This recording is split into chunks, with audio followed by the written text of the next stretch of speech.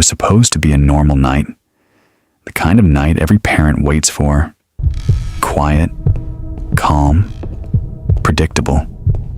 Our baby had finally fallen asleep after hours of gentle rocking, soft humming, and walking back and forth across the room. The house felt peaceful again. Too peaceful. I remember sitting on the couch, leaning back, finally letting out a breath I didn't even realize I was holding. My wife was beside me, scrolling slowly on her phone, her eyes heavy, her body exhausted. We didn't say much. We didn't have to. That silence, it felt earned. Outside, the neighborhood was still. No cars passing, no voices, just the soft hum of the night wrapping around the house. Everything felt safe. And for a moment, we believed it was. The baby monitor sat quietly on the table in front of us, a soft green light blinking. No sound, no movement, just peace. Finally, I whispered. My wife smiled faintly. "He's getting better," she said. And maybe he was. Or maybe we just wanted to believe that. Because being a parent teaches you one thing very quickly. You hold on to the quiet moments. You trust them, even when you shouldn't.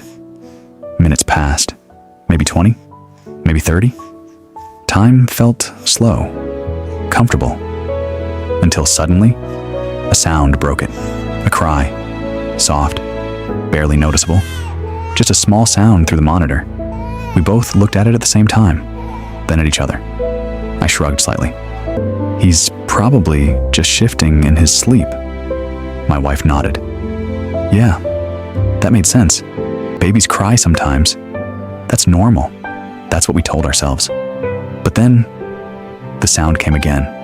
Louder this time, sharper. Not just a random cry, but something with urgency in it. My wife sat up straight. "Did you hear that?" I nodded. Now I felt it too. That small shift in the air, that tiny crack in the calm. She stood up. "I'll check on him." I watched her walk toward the hallway. The house suddenly didn't feel as warm anymore. I turned my eyes back to the monitor, the green light still blinking. But now, there was sound, continuous, unsettling. The crying didn't stop. It grew, each second louder than the last, more intense, more desperate. And then something strange happened, the kind of thing you don't notice at first. But once you do, you can't ignore it. It didn't sound like normal crying. It wasn't sleepy. It wasn't random. It was sharp, almost like fear. I stood up, slowly, my body reacting before my mind could catch up. I walked toward the hallway, each step quieter than the last, the crying echoing softly through the walls now. And then I heard my wife's voice. Not loud, not panicked, but different. "Hey, can you come here?" There was something in her tone, something off. I moved faster. When I reached the nursery door, I paused for a second. I don't know why. Maybe instinct, maybe fear, or maybe something inside me already knew. I pushed the door open. The room was dimly lit, a soft night lamp glowing in the corner, warm light, soft shadows.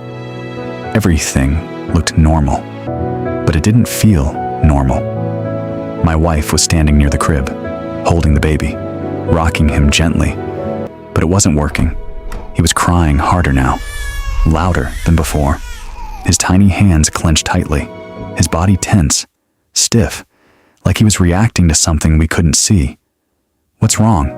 I asked. She didn't answer right away. She just stared at him. Then slowly, she looked at me. "He won't calm down." I stepped closer. "Give him to me." She handed him over carefully. I held him close, tried to soothe him, spoke softly. "It's okay. You're okay." But he wasn't. He didn't respond, not the way he usually did. And then I noticed it.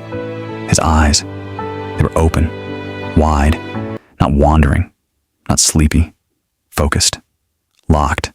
But not on me, not on his mother, not on anything inside the room. He was staring, past us, toward the door. I turned my head slightly.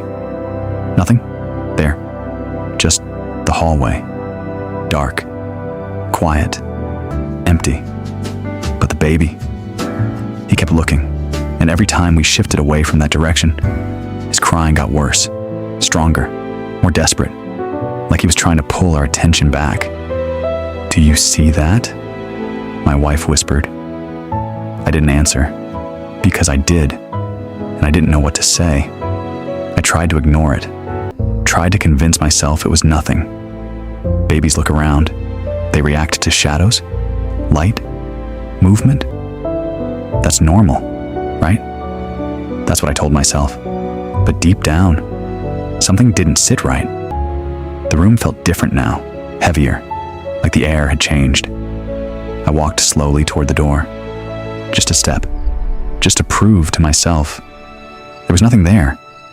But the moment I moved, the baby's crying exploded, louder than before, almost unbearable. I stopped, frozen.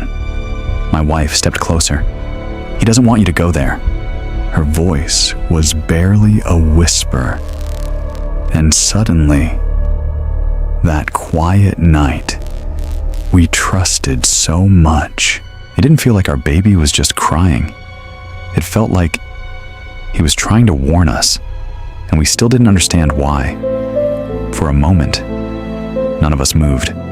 The crying filled the room, loud, sharp, uncontrollable.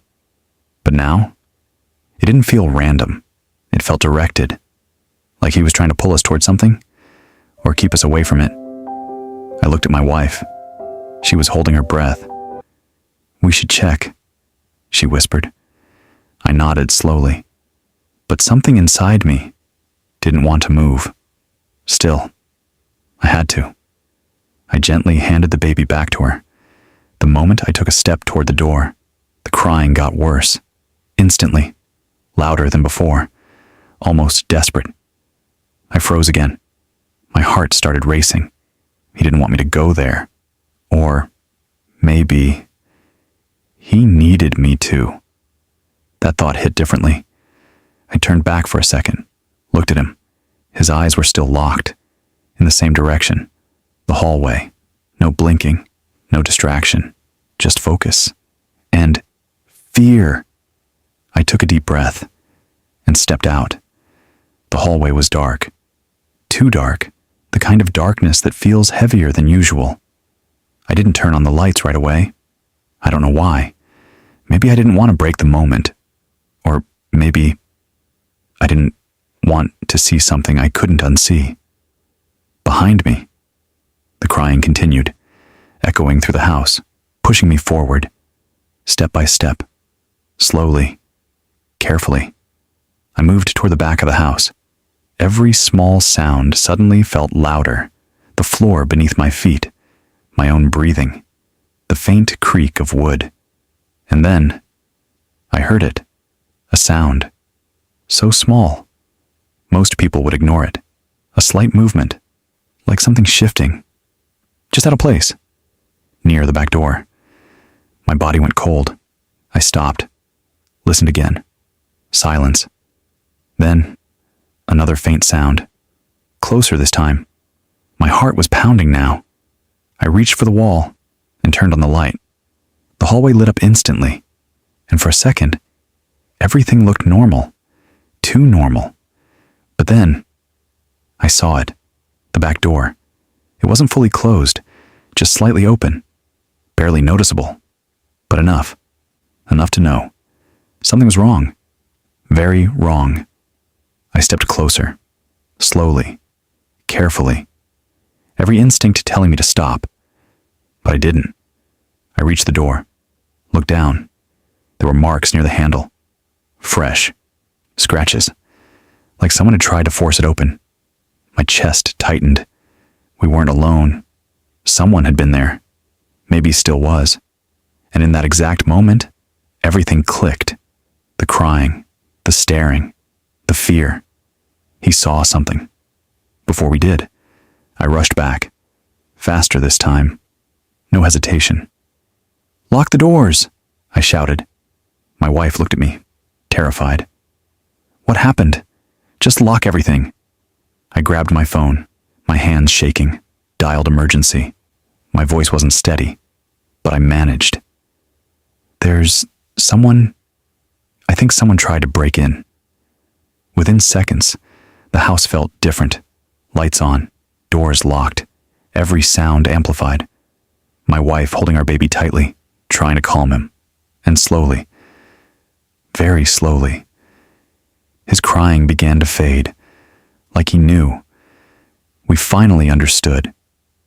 Minutes later, the police arrived. The flashing lights outside the window felt surreal, like something out of a movie. They checked the house, the doors, the backyard, and then one of them came back inside. "You're lucky," he said. "They were trying to get in, but something must have scared them off." I looked at my baby, now calm, quiet, resting in my wife's arms. That something was him. That night changed everything, because we realized something we had never thought about before. Babies don't talk, but they feel. They sense things we can't. They notice what we miss. And sometimes, what we think is just crying is actually a warning. That night, we didn't just feel fear. We felt something else, something deeper, pride, because our baby protected us, without words, without understanding. He just knew. And for the first time, we stopped seeing him as someone we needed to protect and started seeing him as someone who protected us too. So if your baby ever reacts in a way you don't understand, don't ignore it, don't brush it off, because sometimes they see what you can't. And sometimes one small moment, one cry, one reaction can change everything, just like it did for us.